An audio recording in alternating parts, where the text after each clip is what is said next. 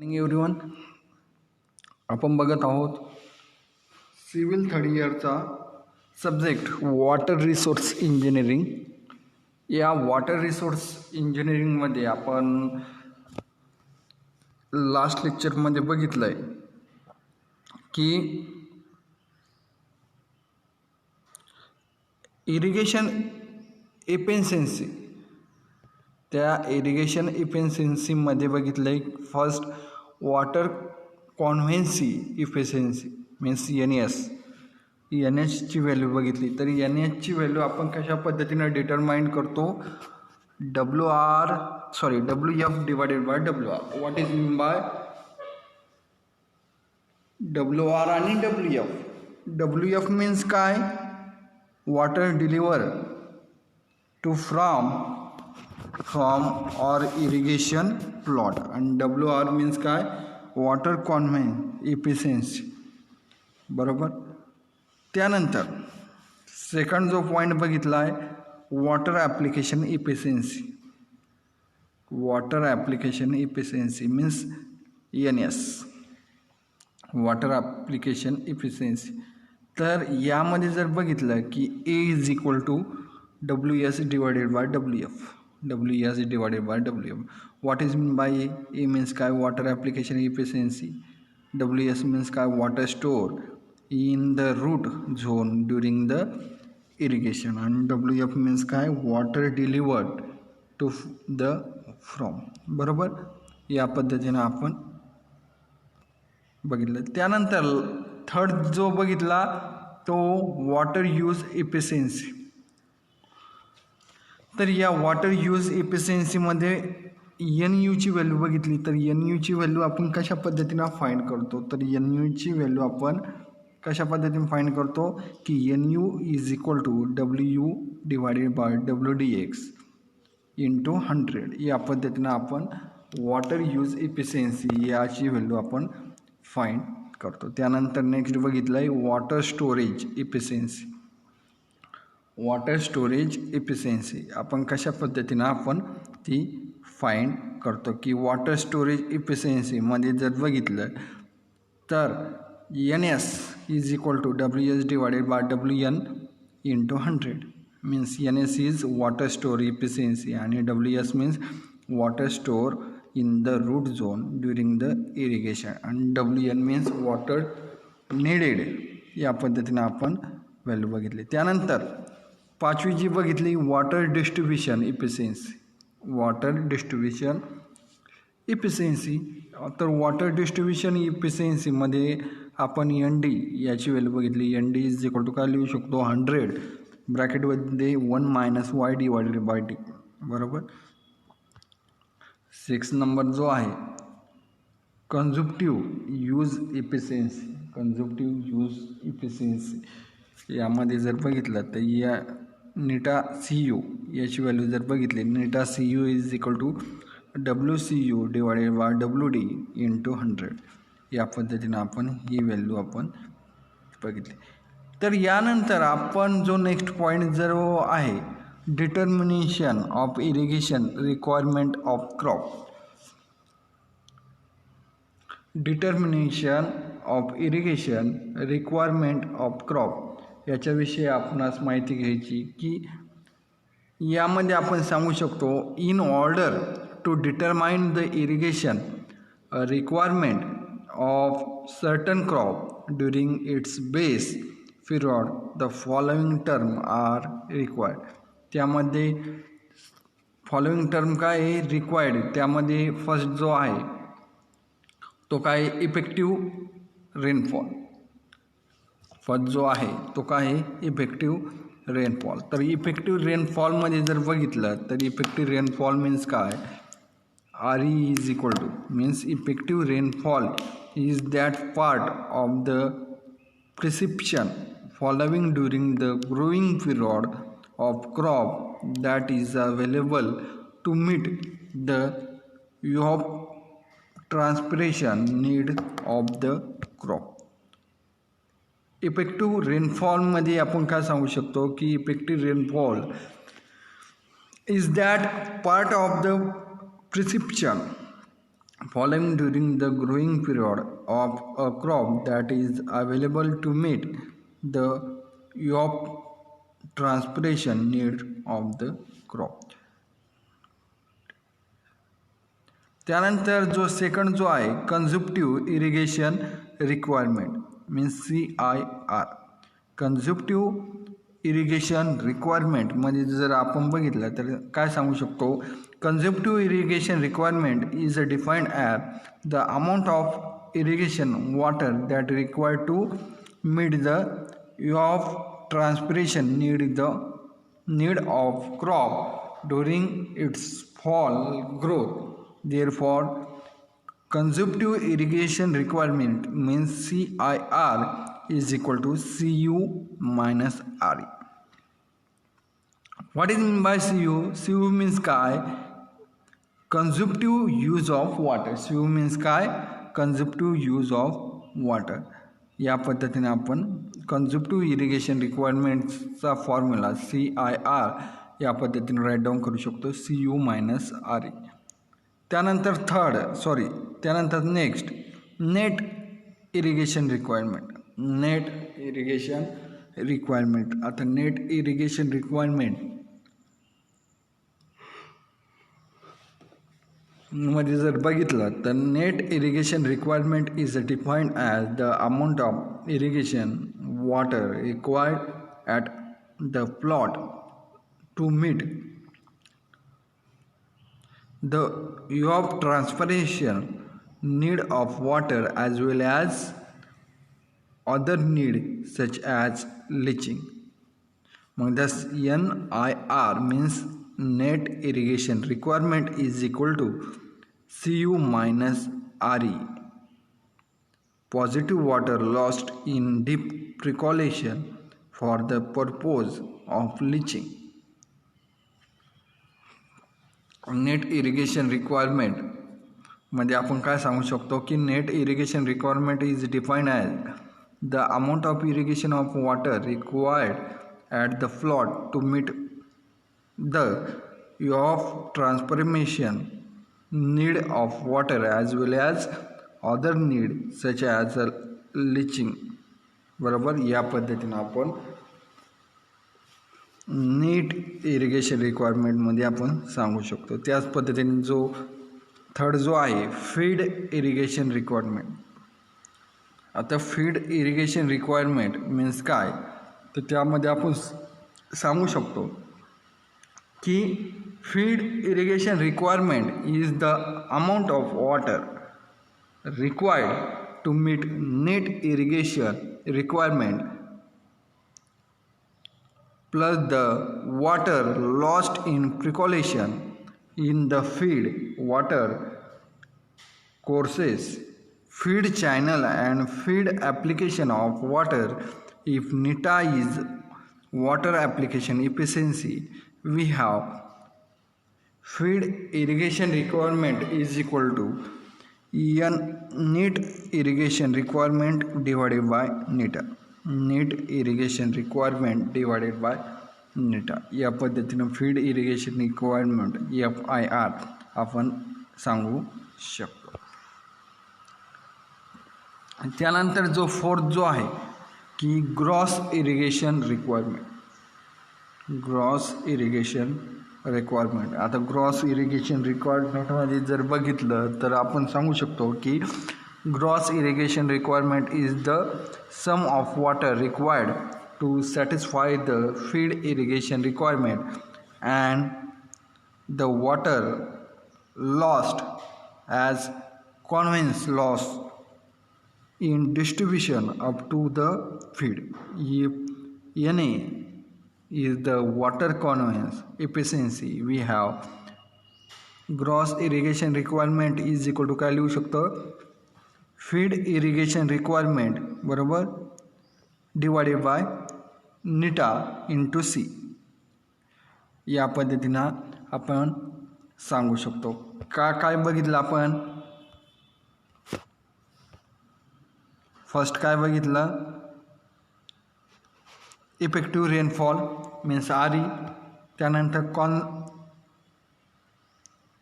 कॉन्झेप्टिव्ह irrigation requirement means CIR, त्यानंतर net irrigation requirement means ENCR, त्यानंतर feed irrigation requirement म्हणजे FIR आणि gross irrigation requirement means GTR. आणि या पद्धतीनं आपण हे पॉईंट बघितले. आता त्यानंतर क्रॉप रोटेशन म्हणजे शेतीची आदलाबदल, जे पीक घेतो त्याची आदलाबदल त्यामध्ये बघणार आहोत. क्रॉप रोटेशनमध्ये the term rotation of crop is somewhat self explanatory. It implies that nature of the crop sown in a particular field is changed year after year. त्यामध्ये जर बघितलं ते नेसेसरी फॉर रोटेशन यामध्ये जर बघितलं तर the necessity for rotation arise from the fact that soil gradually loses its fertility if the same crop is sown every year and the field has to be allowed to rise follow in order to regain its fertility. The effect of follow is obtained by rotation of crop.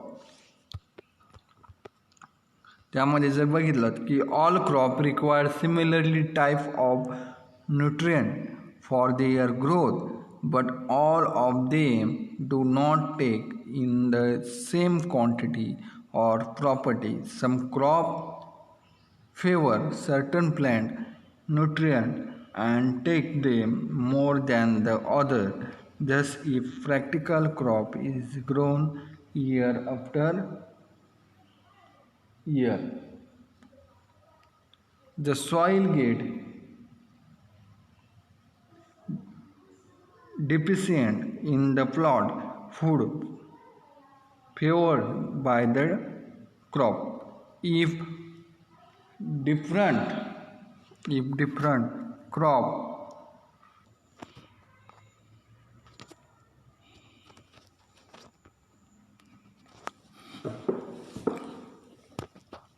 यामध्ये जर बघितलं तर crop रोटेशनमध्ये बघितलं तर आपण काय सांगू शकतो की all crop require similarly type of nutrient for the growth but all them do not take in the same quantities or properties. Some crop favor certain plant nutrient and take them more than the other. Thus, if practical crop is grown year after year, the soil get deficient in the plot food forever by that crop. If different crop are to be raised, there would certainly be more balance holding and soil difficulty in one practical type of nutrient is allowed to recouple. त्यामध्ये जर बघितलं की crop disease and insect paste will multiply at an alarming rate if the same crop is to be grown continuously. Rotation will check this disease. या पद्धतीनं आपण सांगू शकतो. तर या पद्धतीनं जे क्रॉप रोटेशन करणं काय आहे गरजेचं आहे. शेतीची आदलाबदल करणं सर्वात महत्त्वाचं आहे. आता त्यामध्ये जर काही एक्झाम्पल आहे तर प्रॉब्लेम नंबर 3 आपण सांगितला की a certain crop is grown in an area of 3000 hectare which yield feed by canal system. The data pertaining to irrigation are as follow. Feed capacity of soil is equal to 26%. Feed capacity of soil is equal to 26%. मग optimum moisture is equal to 12%, wilting point is 10%, त्यामध्ये effective depth of root zone is 80 centimetre आणि relative density of soil is equal to 1.4. तर आपल्याला काय विचारलं की if the frequency of irrigation is 10 days and the overall efficiency is 23%, find the daily consumptive use. आणि second काय find करायचं, the water discharge in metre square per second required in the canal feeding the area. आपणास काय दिलं यामध्ये, ह्या एक्झाम्पलमध्ये का आपणास सांगितलं की a certain crop is grown in an area of 3000 hectare आपणास दिलं आहे, which is fed by a canal system. ते काय आहे, फीड कॅनल सिस्टीमला. द डाटा pertaining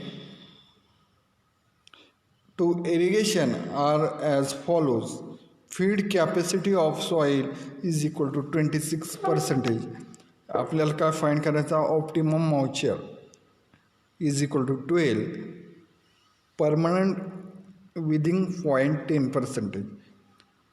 त्यामध्ये effective depth of root zone तो फाइंड करायचा 80 सेंटीमीटर आणि रिलेटिव्ह डेन्सिटी ऑफ सॉईल ते फाइंड करायचं 1.4 आपणास दिलेलं आहे.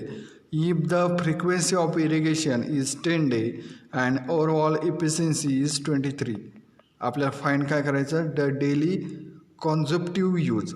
आणि second, the water discharge in metre square per second require in the canal feeding the area आपण फाइंड करायचं. त्यामध्ये जर बघितलं सोल्युशनमध्ये DW आपण कशा पद्धतीने फाइंड करू शकतो की HG into D ब्रॅकेटमध्ये FV into M0. मग आपल्याला व्हॅल्यू काय दिलेली HGची, तर ती व्हॅल्यू दिलेली 1.4 relative density of soil into 80 means D काय दिलेला आहे, 80 दिलेले आहे, 80 सेंटीमीटर. कारण की effective depth of root zone तो काय आहे, 80 आहे. मग 1.4 इंटू 80. FVची व्हॅल्यू फाइंड करायची. FV किती पर्सेंटेज दिलेले आहे, फीड कॅपॅसिटी ऑफ सॉईल 26%, म्हणजे 0.26 मायनस M0 किती दिलेला आहे आपणास 12. ऑप्टिमम मॉइश्चर तो काय दिलेला 12 म्हणजे 0.12. मग हे जर सॉल्व केलं तर DW काय येईल आपला 15.68 सेंटीमीटर. त्याच पद्धतीनं आपणास काय दिलं, फ्रिक्वेन्सी ऑफ इरिगेशन दिलं, ते किती डेजसाठी सांगितलं, 10 daysसाठी. त्याच पद्धतीने डेली कॉन्झ्युप्टिव्ह यूज आपण जर फाइंड केला तर 15 म्हणजे DW divided by frequency of irrigation जर डिवाइड केलं तर 15.68 डिवायडेड बाय 10, तर ते काय येतं 1.568 सेंटीमीटर मीन्स 15.68 mm. मग त्यानंतर total water requirement in 10 days जर आपण फाइंड केलं तर A इंटू DW जर फाइंड केलं तर मग ते काय येईल 3000 इंटू 10⁴ इंटू 15.68 डिवायडेड बाय 100. हे जर सॉल्व केलं तर ते काय येतं 4704, म्हणजे ते काय 47,04,000 या पद्धतीनं मीटर स्क्वेअर यामध्ये आन्सर येतं. मग डिस्चार्ज इन द कॅनल जर फाइंड केलं तर ते काय येईल 47,04,000 डिवायडेड बाय 10 इंटू 24 इंटू 3600. मग हे जर काढलं तर ते जर सॉल्व केलं तर ते काय येईल 5.45 क्युमिक. या पद्धतीनं काय होईल त्याचं आन्सर मिळेल.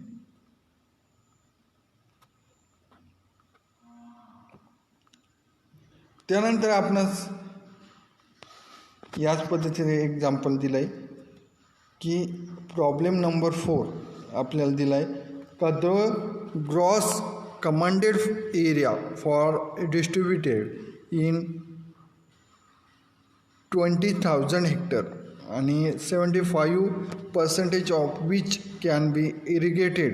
The intensity of irrigation for rabi season is 40%, that for Kharif season is 10%. If core period is 4 weeks for Rabi and 2.5 weeks for rice, determine the outlet discharge. An outlet factor for Rabi and rice may be assumed as 1,800 hectare per cubic and 775 hectare per cubic. Also calculate delta for each crop. जर आपण find केला तर gross commanded area आपला काय मिळेल. Gross commanded area काय दिलेला आहे 20,000 हेक्टर. त्याच पद्धतीनं कल्टूर बेल कमांडेड एरिया तो काय दिलेला आहे 0.75 इंटू 20,000 म्हणजे ते काय येईल 50,000 हेक्टर बरोबर. अजून आपल्याला दिला आहे area under irrigation in rabi season at 40% intensity. तर ते जर फाइंड केलं तर 50,000 इंटू 0.4 तर ते काय येईल 6 hectare area under irrigation in kharif session at 10% intensity. तर ते काय येईल 50,000 इंटू 0.1 म्हणजे ते काय येईल 1,500 हेक्टर. आणि outlet discharge for rabi season 6,000 divided by 1,800 तर ते काय येईल 3.33 क्युमिक. हे जर सॉल्व केलं तर outlet discharge for kharif is equal to काय येईल 1,500 डिवायडेड बाय 7,075 तर ते जर सॉल्व केलं तर 1.95 cumec for the equation. Similarly for rabi delta is equal to काय लिहू शकतो 8.64 into B divided by D. तर त्यामध्ये व्हॅल्यू जर पुट केली तर डेल्टा इज इक्वल टू काय येईल 8.64 4 इंटू 7 डिवायडेड बाय 1,800 मग delta is equal to 0.134 metre means 134 mm. Similarly for rice delta is equal to 8.64 b divided by d. मग delta is equal to 8.64 ब्रॅकेटमध्ये 2 into 5 into 7 divided by 775 म्हणजे delta is equal to 0.195 metre means 195 mm. या पद्धतीनं काय करता येईल आपणास ही value find करता येईल. Okay thank you.